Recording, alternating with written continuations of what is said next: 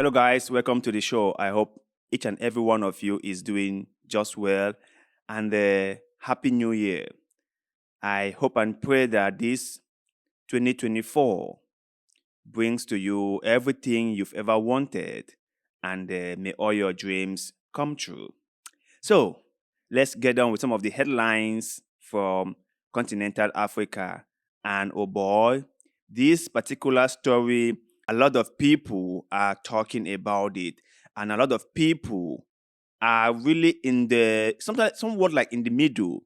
Some of them do not think this is an honest truth. Some of them just think it's all just like blackmailing and the deformation and stuff like that. And others are like, maybe there is more to this story than we actually know. You know, that something is needed to be done, that a proper investigation should be carried out by the appropriate authorities. It's a very, very dividing story. And before we even get to that, let me just say this one more thing, right? I always like the idea of people having something bigger than themselves. I always love the idea when someone believes in something far more greater than themselves. And I think religion as a whole is a very positive thing. Remember, I said religion, not denominations. Religion as a whole is a very great thing. This is where I have a problem. The modern day churches haven't really served the interests of the people. This is just my own take. I believe that we had proper religion that we followed before the white man came with the Bible. And when the white man came in with the Bible, they told us how their God was a superior one and why our gods were inferior, were barbaric, and were too archaic. And we consciously or unconsciously abandon all our customs, our traditions, our religions, the religions of our forefathers.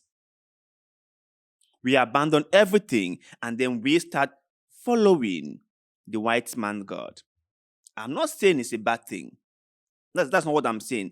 What I'm saying is, how come our customs, our traditions that have protected our forefathers for many, many years were terrible things or was a terrible thing? And what the white man brought in was something magnificent that we all have to embrace. Why? That is my problem. Why is our culture barbaric? Why are our customs underlooked? And why should we embrace a foreign god? Why? Why? So let's get through with this story. TB Joshua exposed 20 years of scandal and fake miracles in Lagos spark mixed reactions. Yeah, this story alone broke the internet. A lot of people are talking about it. So let's continue. Social media is bustling after a TV-part expose on the late evangelist Prophet TB Joshua by the British Broadcasting Corporation, Africa Eye.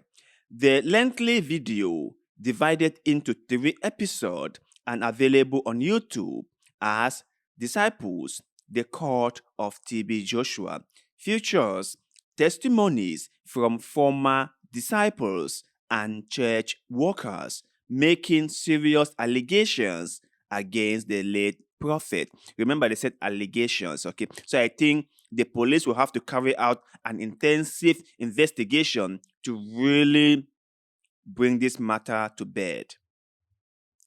But I'm guessing Nigeria won't do anything. Nigeria won't do anything. Remember, Nigeria is a majority Christian country, and there are a lot of influential prophets or men of God. They will do whatever it takes to kill this story. So I think this story won't go anywhere.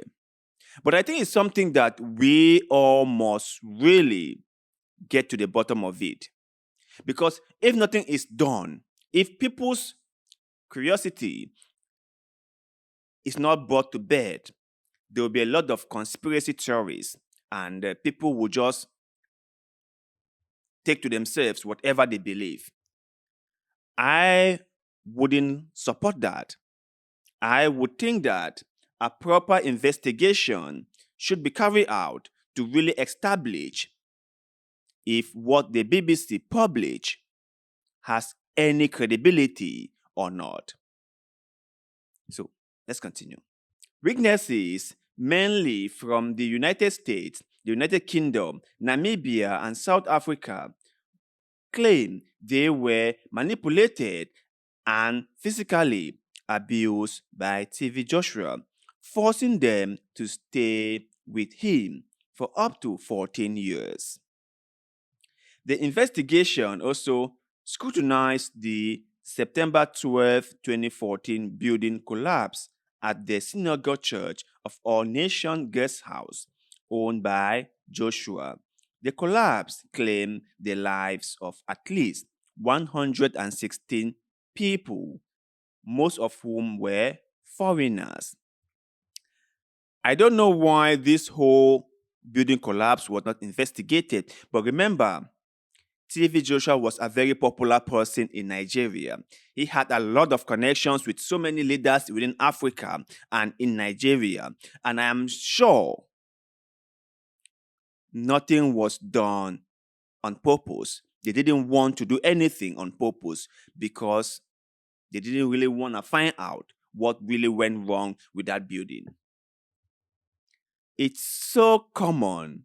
Now, before I even get to that, let me just make the point clear. I'm not saying that TV Joshua is guilty of these charges or not, because I personally do not like when people bring accusations long after someone is dead or many years after.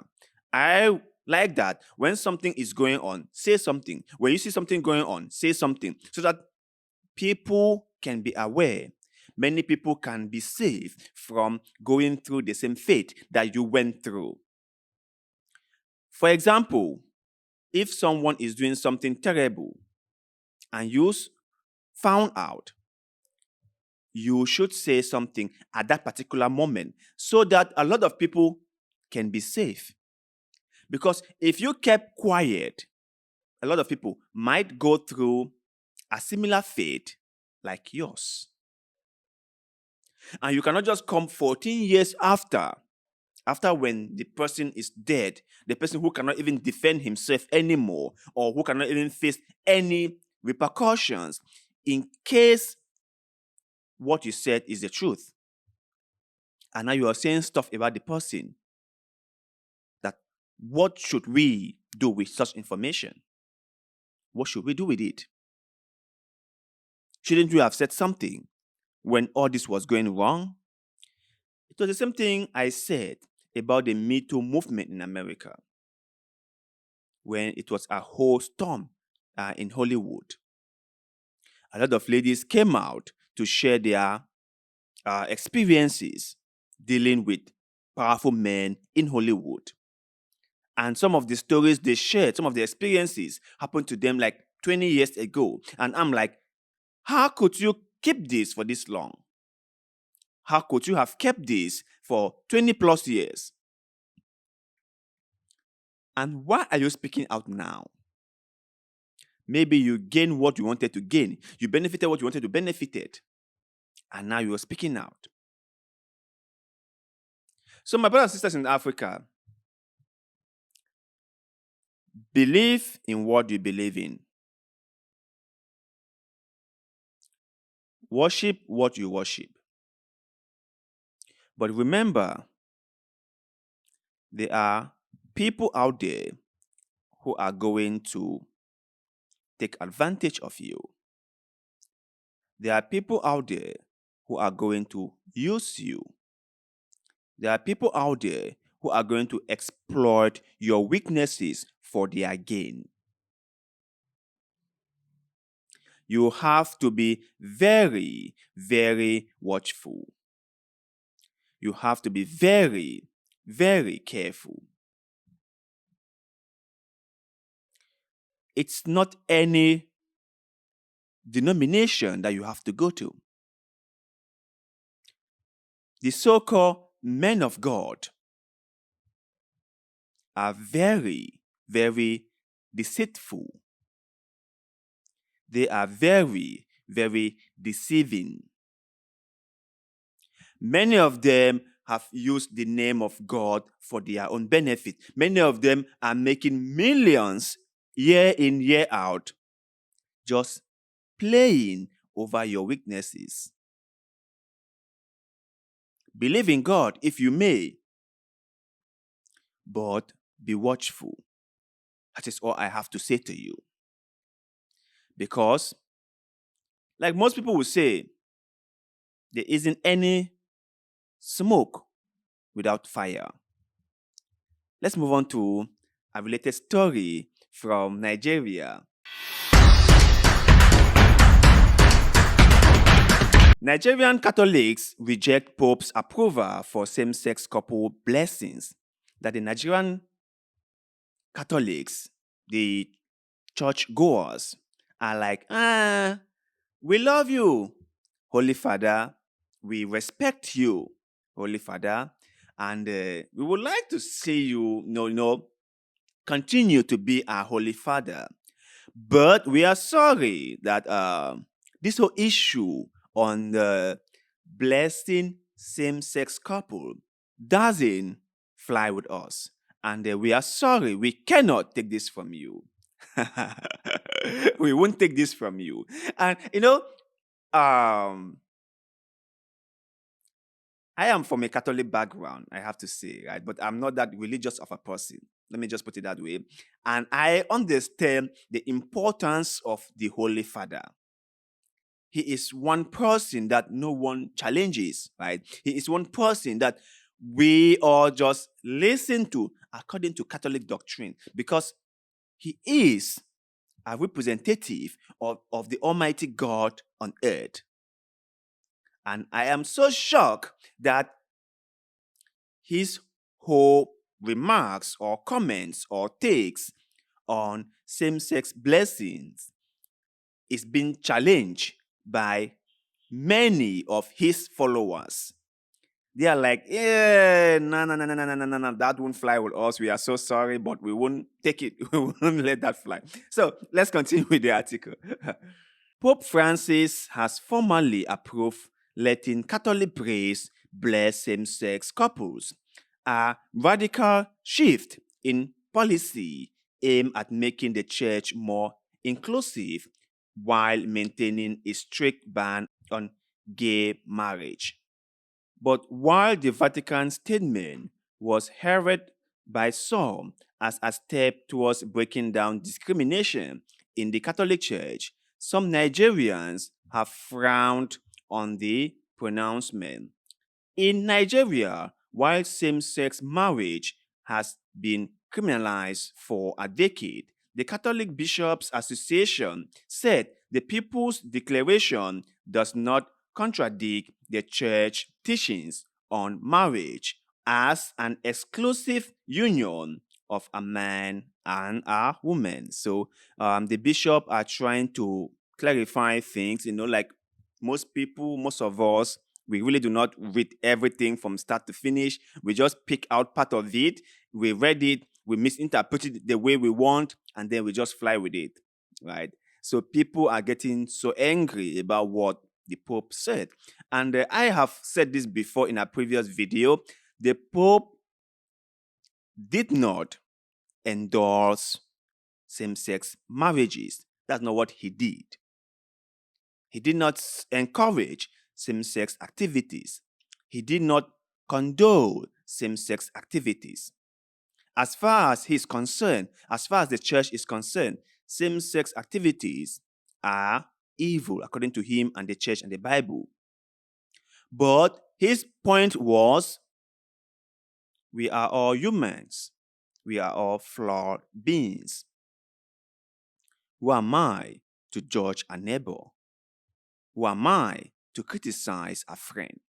Who am I to say no to a person who just wanted blessings? I am on earth. I am a priest. I am a bishop. I am here to do the Father's job. Shouldn't I be compassionate with someone who falls short of certain morality? If that is what they consider, right? I'm not saying it is, but I'm just paraphrasing. Shouldn't I be more sympathetic to others who are unable or are unwilling to keep the standard that I am keeping? Should I just go out there and point fingers at every single person who doesn't do as I do? That is what the Holy Father is saying. And on this note, before I end this video, I just want to make one small point. I understand that there is a lot of hatred towards same-sex people in continental Africa. I understand that. And I understand that sometimes we, the Africans, really do not take our time to understand certain things before we share our thoughts and opinion or before we react. We let our emotions run wild and then we do things without really thinking. But I will urge every single one of us in Africa to really take some time and reflect on how much better or worse your life might become if a same-sex person isn't hurt by you or isn't hurt by the government or isn't persecuted by the authorities. Now, if someone got the blessings they deserve from a priest without stop you from getting yours, if a same-sex couple or a same-sex person or a same-sex whatever got blessed by the church, will that hinder your own blessing? If a same-sex person just live their lives, just be themselves, is that going to affect your life? I just want us to ponder on these small things. Just give it some thought.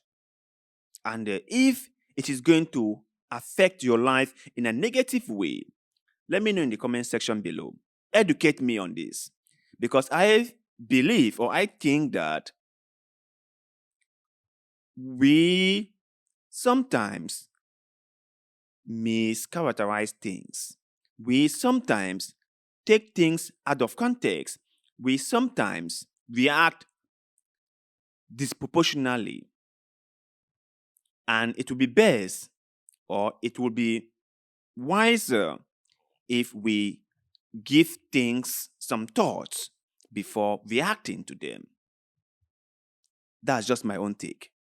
So please share your thoughts and opinions with us in the comment section below on the stories that we covered today. Let us know which one resonated with you and how you feel about it. Please kindly like this show, share our videos, and also subscribe to this channel because remember, that helps us like a lot and we shall forever be grateful to you. So thank you much for doing just that. And like always, see you in the next one. Goodbye.